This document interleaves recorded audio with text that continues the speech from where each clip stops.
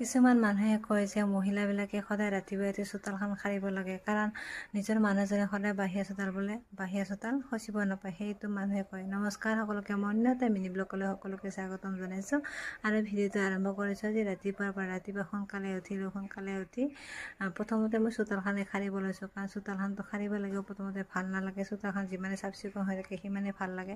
তাৰপিছতে যোৱাকালিৰে ভিডিঅ' আছিলে, এইটো আজিৰ ভিডিঅ' নহয়, শনিবাৰ আছিলে। শনিবাৰ হোৱাৰ কাৰণে আগৰ দিনাখনে যিমান কাঁহী বাচন আছে সকলোবিলাক মাজি থৈছোঁ, কিন্তু কেৰাহী এটা আছিলে, সেই কেৰাহীটো মাজিলোঁ। তাৰপিছত গা ধুলোঁ, গা পা ধুই সেই ল'ৰাজন আৰু মানুহজনৰ কাৰণে মই ভেন্দি ভাজিলোঁ, কাৰণ ল'ৰাৰ পৰীক্ষা আছে সোনকালে 6:30 মানত ভাতখিনি লাগে। তাৰপিছত ভেন্দি ভাজাখিনি হৈ গ'ল।